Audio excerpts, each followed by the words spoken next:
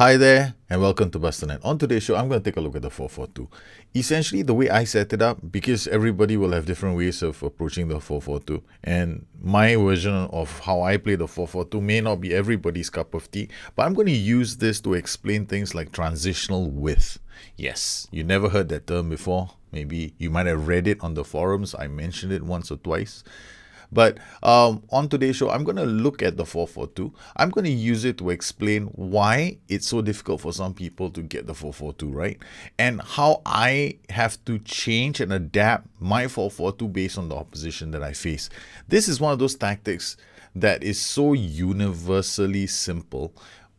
Everybody gets the 442, but the problem with the 442 is because of its balance, its inherent balance. It's so balanced a system that historically it started to struggle against teams that started deploying the extra man in midfield or the extra man in defense, and that's when sides started to let the 442 go. A lot of people like to use Leicester and Atletico Madrid as examples of sides that have excellent 442s, but if you look at the teams very carefully and their use of the 442, Leicester's example doesn't really display a 442. You could go and read Michael Cox's book, The Mixer, and he actually explains how the Leicester system evolved, and it's a huge chapter in his book. And he starts out very simply by saying that, okay, by the time Leicester started worrying about their defensive runs, the system actually didn't look like a 4-4-2. It looked more like a 4-4-2-0. When they started deploying Vardy and he started going on his goal-scoring streaks, it started to look like a 4-4-1-1. So what is it about the 4-4-2? The 4-4-2 is a tactic that struggles to control two zones. The zone directly behind the strikers and the zone in front of the two central defenders and between the central midfielders. Now, the 4-4-2 is a romantic system. Okay, it's been used historically by teams like Manchester United when they romped to their Premier League titles under Sir Alex Ferguson. But the moment they took that 4-4-2 to Europe, they quickly found out they had an issue. The issue was they couldn't control space. Teams in Europe like to play the 3-5-2. They like to deploy the extra man in midfield. And Ferguson quickly found that their style of football had issues because in Europe they like to control the middle. But the 4-4-2 does not control the middle very well. It has always struggled to control the middle. If you were to take the two central midfield pairings and you convert one of them to a defense duty and the other one to an attack duty, what's going to happen is you're creating basically a 4-1-3-2. Okay, the DM will drop, the defense duty will drop below, and the central midfield attack duty will punch forward with the two wide midfielders. And this doesn't mean that you're going to control the middle, because the two players they'll have such large areas to control. Successful 4-4-2s will almost require you to have two central midfielders who are controlling large areas of ground. If you remember the 4-4-2 Leicester used to use, Conte was initially deployed on the flanks when they first started the season. It was only when Claudio Ranieri realized that Conte was such a good cover of grass that he moved him into the middle. They used to joke that they actually played with a three-man midfield because Conte was good enough to cover two flanks, the left and the right flank. So when you're looking to play the 4-4-2, it becomes very important that you get two very hard-working central midfielders who can both tackle, who have both high work rates and are willing to go into the challenge. On top of that, they have to have good first touch and control of the ball, and they should be able to distribute the ball. Because if those two players can only tackle and they can't pass the ball to their teammates, then you're going to lose control of the middle because you only really have two. Now, the challenge most people have in the game is wide area positioning.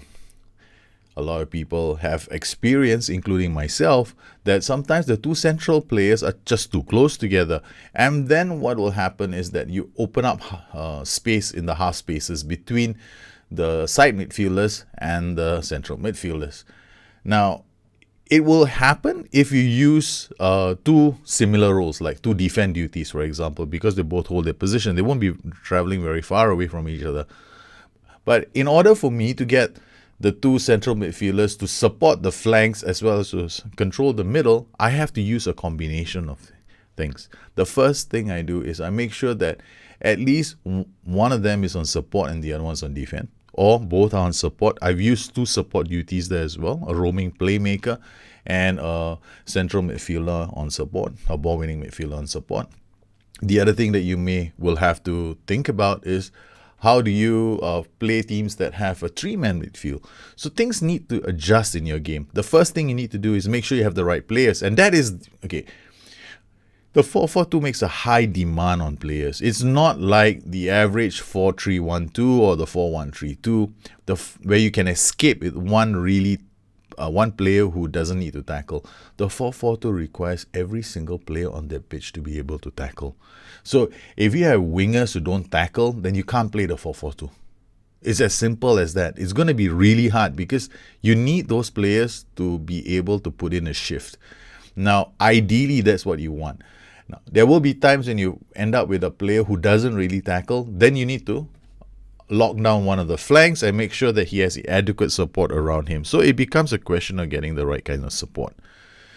How else can we make the 4-4-2 work effectively? Is by using opposition instructions. Now this becomes a bit slightly more challenging. The opposition instructions I use focus on controlling certain areas of the pitch away from the opposition. So I combine this with an offside trap. By playing with a slightly pushed up defensive line or a normal defensive line with the offside trap, I compress the space. I actually get the back four players to move slightly higher up the pitch. In doing so, I reduce available space to the opposition. I create two very strong banks of four when I need to defend. On top of that, I use the opposition instructions closing down and tackling hard to handle threats around the pitch. The threats I don't close down are central AMC players who might be attacking me and wide AML AMRs. I do close down central midfielders, opposition fullbacks, opposition central defenders, and the goalkeeper of the opposition team. The whole idea here is to put a lot of pressure on their backline so that they are forced into clearing the ball. When they're forced into clearing the ball will go over the top and my players have a chance to pick it up. Another thing I do in my game with a 4-4-2 is I hardly ever play the ball out from the back. What I tend to do is I tend to get my goalkeeper to kick it long to the flanks, because the flanks are an area of the pitch where I could have more players on. I typically have two players on the flanks. So when I clear the ball to the flanks, I may have, if the clearance is long enough, it'll probably reach my strikers who'll knock it down, and probably I'll get one or two of my central midfielders to pick up the pieces. There are two ways the 4-4-2 can turn out, okay, depending on where you set your defensive block. If you play with a low defensive block, like how Leicester used to play, then you're drawing teams in, you're allowing them the flanks, and chances are they'll be able to drill crosses into your box. So you'll need very, very good, strong central defenders who can read the game and clear the ball, and you'll need players who can intercept in and around the penalty box.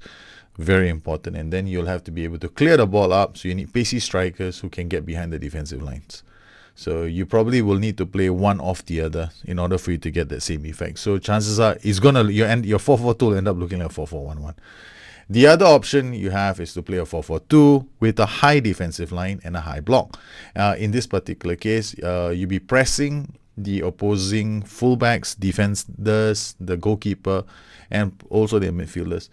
And you'll be playing higher up the pitch, and you'll be compressing the available space so that they don't find an easy passing outlet from the back.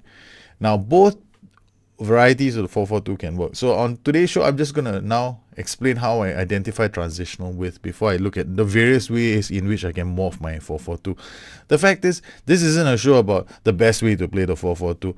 Agreed, there are certain issues with the wide area positioning. Agreed, there are certain issues with central positioning in the game.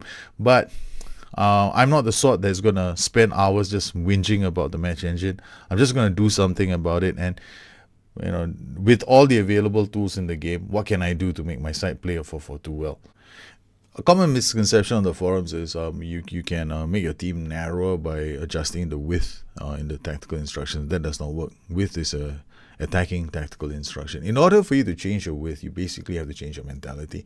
Now, how will you know the effects? Now, if you're playing on an attacking flexible with a balanced width, this is what your backline is going to look like. I've encircled everybody in purple. Those are the guys who are defending. Notice how my white players are picking up the targets. This is what they'll end up doing. They'll pick up one target at least, and most of the other players will be trying to keep semblance of matching the other team as they come attacking you. They will try. Now, the whole goal when I'm playing the game is to try and drag and move teams around as much as I can so that I can break these patterns up, which is kind of common when you watch it on the telly. You see teams trying to do that. Not every team can, because it all depends on your players off the ball, decisions, anticipation. It all depends on their first touch balance. There are a lot of factors that come into play when you want to tear a team a whole and, score goals. But here, attacking flexible balance width, you'll notice how your backline drops and how they've held all the targets. When you're playing with an attacking mentality and a flexible shape, once the AI gets into a dangerous position, the fullbacks will step out and they'll try and close them down. And you will also see other players moving around to shut down passing lanes. So this is a common feature when you're playing attacking flexible. Your players are willing to step out earlier. Here, mentality is a triggering factor. When the opposition has the ball in their half, your width looks different as well. So it all depends on where the transitions are occurring. And it's the reason why I don't look at without ball screens to tell me how wide my team is when they're defending the ball. It just doesn't help. So here, the ball is in the opponent's half. My team have taken up positions in order for us to cover the threats of the opposition formation. Here we've set up with a high block, so we're playing with a high defensive line. We're doing aggressive closing down of the opposition players. Notice how my two strikers are closing down the two central defenders. This forces Redondo, the central defender, to hurry his clearance from defense, and it's intercepted by our number 4. Teams will always look different when they move through transitions. Their width always changes. The width is never going to be the same. So here we're going to be moving back to defend, and since they have the ball out on the flanks, the players cutting in, our team will drop into a narrower shape as they defend. By the time they bring the ball into our half, our team is already narrowed to match the threat of the opposing team. Now the challenge then becomes for the AI team to move us around so that they can score a goal. Here our 4-4-2 is trying to create 2 rigid banks of 4. This is something the without ball screen won't show you. It won't show you how you look like when you're defending around your box. And you'll have to isolate certain phases in play just to see that shape. You can do that with a without ball screen, but you can't look at it over 90 minutes. You got to isolate those attacking patterns where your team was actually defending. When you start using a defensive flexible 4-4-2, it will almost look similar when the opposition team has the ball in their half. As the opposing team moves into our half, note the positioning of my 2 central midfielders. The split is far. The one central midfielder is with the ball carrier. The other central midfielder is lending support to the back line. So you actually see 5 players there.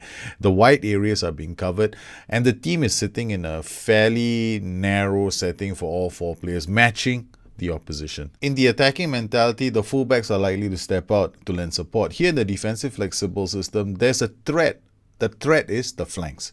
There's going to be a greater chance that the opposition will be able to utilize the flanks, because now the fullbacks are more likely to tuck inside and to help the defenders defend central areas, while the wider areas get exposed. Here, wide area positioning is largely affected by a choice of mentality and the tactical shape that you're using. In the attacking flexible setup, the fullbacks are willing to step out and help to cover the flank areas, while a defensive flexible system leaves the flanks a bit more exposed and vulnerable to through balls. Then with the 4-4-2, you have to make sure that these 2 duties have enough space between them. If you choose like 2 defend duties, what will happen is these 2 defend duties will probably be around here. You'll allow the AI to step into your half, creating a problem, because then the AI is really into a penetration phase. You're going to let the AI come quite high up the pitch, and you'd have to be really good at doing the low block, and not a lot of sides can do the low block very well. And it is one method of doing it.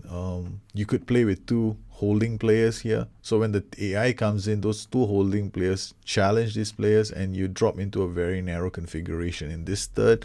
And then you play balls over the top for these two guys to chase. Can work. Not easy to do, but you're chancing it by trying to win the ball only in this area of the pitch. The other way of doing it is for you to split the mentalities up, so you get one support and one defend duty, keep a high offside line, and hope that this one player puts enough pressure on them that they're forced to pass the ball to each other or make a mistake, and then they're forced into clearing the ball and your players can pick up the second ball. Not easy to do if you're playing against this kind of a system. As I have admitted, there are naturally some challenging issues when it comes to positioning for a 4-4-2. And I'm not here to critique the engine. That I will do on closed forums. However, there's going to be, I approach the game with workarounds. Like, I think, how can I, solve this issue? We have two, it makes sense. You're going to have 5 here. How am I going to do a job against this 5? How do I narrow the playable area? That's what I want to do. So in order for me to narrow the playable area, there are 2 things that I do with a 4-4-2. The first thing is I decide what kind of a offside trap I'm going to use. If I have an offside trap, these 4 will be encouraged to step up. It reduces the gap from this striker to the defense. That's one way. The second way I do that is by using opposition instructions. Along with the high offside trap, I will also use closing down on the fullbacks and the opposition defenders, and I'll try and hard tackle some of their wingers and their fullbacks, and I will make sure that certain areas of the pitch I have got enough pressure on them so that when they do have the ball, perhaps I can force them into a turnover. My other issue will be the 2 wide players. I want them to be more active in trying to close down players, so I'll have to choose the right roles. Another way I get to be a bit more narrow is, of course, by looking at roles. Now here I've got a winger on support. These guys, they like to stay wide, right? They may not even want to get their hands dirty defending as much. I mean, they still do, but they're not as likely to defend. So I'll turn him to a wide playmaker on support. Here I've got a roaming playmaker. I'll increase the pressure in midfield, turn him into a ball winning midfield on support. Here we've got a wide playmaker on support. I'll leave him on default because he will attract the balls. He will help drag that stubborn group of players, all 5 of them, all over the pitch, and hopefully increase the likelihood of us getting the ball. So now our side's goal is to make sure that it's relatively hard for the AI to build up attacks. We will see players come in a bit narrower to defend, but we'll still face the same configuration. As you can see, we've got players from the wider positions tucking in to help us defend right now. As the ball gets into the final third, Josa, we have this player. He doesn't track in, but you could see from his movements that he was about to track inside if it was necessary. The use of opposition instructions is one way of doing it. However, the challenge then becomes, then you got to monitor your players, make sure they don't get sent off, maybe have a bench strategy. When Leicester had to change things around, they used their bench very effectively in that season where they won. And I do expect our team to have a few players picking up a fair few yellow cards, but we have to be on top of this using this strategy. So when you're playing with a setup like that, when you lose the ball, you will notice your players tucking in quickly to lend support and keep the overall shape of the tactic narrow on lower mentalities. If I were to shift this mentality up higher, then chances are my fullbacks and my wingers will be out of position very quickly. Notice how the side midfielders are tucking in to make the whole system a lot more narrower when we are in our third. Now, the whole area where you start shaping up to defend is in this area here. This is where you will notice your narrowness of your system. You won't really notice it here, but you'll notice it more here in this block. So it's kind of a defensive block that we're setting up against Southampton, playing against a system that's overloaded in the middle. The challenge of the 4-4-2 then becomes, how do you set it up for different kinds of tactics that you face, and that is going to be the subject of another show, because that's going to be another long one. And here for now, I've already changed my 2 boys in front because I've noticed that we're sitting back quite well, deep defending. So I've changed my boys up top to target man, and advanced forward configuration to test the defensive line of Southampton as they come attacking, looking for the equalizer. Well, this video was basically meant to be a guide to show you just how I look at width and how I use that understanding of width to make decisions on how my team can defend narrow. And I hope that it proved useful for you in your quest to make your tactics. Now, I'm not suggesting that there's only one way to play the game. However, I'm just showing you a workaround that I use in my setups so that I can enjoy playing the 4-4-2. Now, if you have any questions, please look me on Twitter at Bustthenet or addicted2fm.com, my website. Once again, I'd like to thank all my patrons for making the show possible. You and everybody on Discord continue to amaze me. Bye-bye.